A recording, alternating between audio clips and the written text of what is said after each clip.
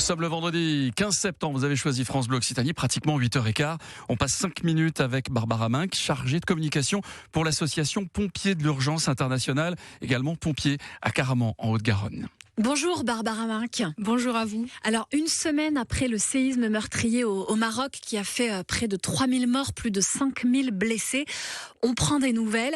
Contrairement à d'autres pays, la France n'a pas eu d'autorisation pour partir là-bas. Je crois que vous avez fait une nouvelle demande au consulat du Maroc à Bordeaux hier pour tenter d'aller sur place. Est-ce que vous avez une réponse ? Alors non, j'ai pas de réponse à vous donner. Donc on est toujours dans l'attente. Bon, après, un certain temps s'est écoulé maintenant, comme vous l'avez dit. Donc les besoins ont changé aussi. Donc de toute manière, un déploiement de notre part ne serait plus comme on l'avait initialement prévu. Donc voilà, on attend. Quelle est la plus-value justement de votre association Pompiers de l'Urgence Internationale ? Vous êtes des professionnels du sauvetage.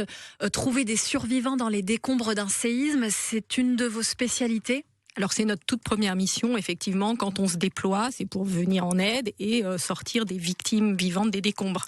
Alors évidemment, ce n'est pas un scénario qui se produit souvent, parce que d'ici qu'on arrive, un certain temps s'est écoulé, et puis bon, il y a d'autres facteurs aussi qui rentrent en ligne de compte, mais au mois de février dernier, d'ailleurs j'étais venue vous voir à ce moment-là, nous avions pu effectivement extraire 2 victimes vivantes des décombres. En Turquie, c'est ça ? En Turquie, oui. Et jusqu'à quand on peut espérer sauver des personnes ? Est-ce que là, une semaine après, on pense que c'est trop tard ? Bien, écoutez, il y a toujours de l'espoir. En Haïti, en 2010, nous avions extrait 2 victimes, 2 très jeunes victimes, une petite fille de 4 ans et un bébé de 28 jours, 6 jours et 7 jours après le séisme, ce qui était juste incroyable en fait. Quels sont vos moyens sur place pour arriver à ces sauvetages ? J'imagine qu'il y a du matériel, des chiens aussi. Alors nous déployons avec du matériel donc de recherche et de sauvetage pour percer déjà, pour étayer, ensuite pour pouvoir extraire une victime. Nous avons effectivement du matériel d'écoute aussi, des caméras et nos chiens de sauvetage. Nos chiens ont été absolument extraordinaires en Turquie et comme sur d'autres missions. C'est eux qui ont permis de marquer en fait les victimes vivantes et de nous dire c'est là qu'il faut creuser, c'est là qu'il faut intervenir vite. Vous êtes en Haute-Garonne, beaucoup de bénévoles pour cette association ? Alors nous sommes 8 maintenant qui sommes affiliés au service départemental d'incendie et de secours de la Haute-Garonne, donc des professionnels et des volontaires comme moi-même. Et alors quand on est bénévole, volontaire comme vous, on quitte tout quand il y a une catastrophe du jour au lendemain, parce que vous avez un travail à côté, comment ça se passe ? Oui, c'est vrai, c'est pas toujours évident à gérer en fait ce qui se passe, donc je vais prendre le cas du Maroc. Nous avons reçu un SMS pour nous dire potentiel déploiement au Maroc pour venir en aide donc à la population après la catastrophe. Disponible, oui, non. Donc en quelques minutes, on répond si on peut éventuellement partir. On a quand même une idée approximative des dates.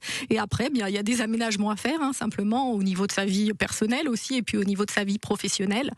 Donc certains de mes collègues qui sont des professionnels ont des conventions. D'ailleurs, d'autres aussi, des volontaires ont des conventions avec leurs employeurs. Et puis pour d'autres, on va simplement poser des jours de congé pour pouvoir partir. Alors vous disiez aujourd'hui, une semaine après, en effet, c'est pas la même tâche à effectuer sur place. Là, l'urgence, c'est quoi ? C'est approvisionner par exemple les sinistrés en eau potable, en électricité ? Alors l'eau potable, c'est toujours un grand besoin, effectivement. Et ce que je me suis laissé dire, nous avions un collègue sur place, qui était sur place, qui rendait visite à sa famille, en fait, un pompier franco-marocain, qui me disait hier que finalement les grands besoins aujourd'hui, c'est du logement, c'est des tentes, des toiles de tente, et aussi peut-être de quoi faire la cuisine, donc pour cuisiner, des bouilloires, des réchauds, voilà, ce genre de choses. En Libye, des secouristes s'activent aussi à la recherche de milliers de personnes portées disparues après des inondations qui ont dévasté la ville côtière de Derna. Est-ce qu'en Libye, vous allez déployer une équipe ? Non, alors au début, il est vrai que le même processus s'est enclenché, savoir si nous pourrions constituer une équipe, et effectivement plusieurs personnes à nouveau se sont dites disponibles. Et puis après avoir regardé de plus près la situation, il est vrai que c'est un pays quand même, c'est compliqué, c'est une zone de conflit. Donc pour une petite association comme la nôtre, nous ne sommes pas évidemment la Croix-Rouge par exemple, ou d'autres organisations de ce type. Une petite organisation comme la nôtre, c'est difficile de se déployer. Il faudrait un convoi armé, il faudrait être accompagné. Donc voilà, ce genre de choses fait que nous avons levé l'alerte. En revanche, si nous pouvons venir en aide au pays, nous le ferons malgré tout, comme nous avons pu le faire par le passé, notamment pour l'Ukraine, etc. Une dernière question, Barbara Minck. Est-ce qu'en France, nous sommes prêts, en cas de séisme, en cas de catastrophe de grande ampleur, justement, à sauver des victimes très nombreuses ?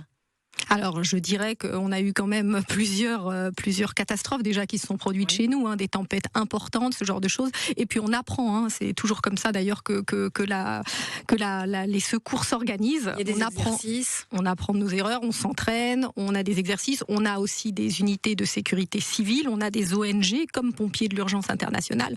Donc la chaîne des secours s'organise très bien.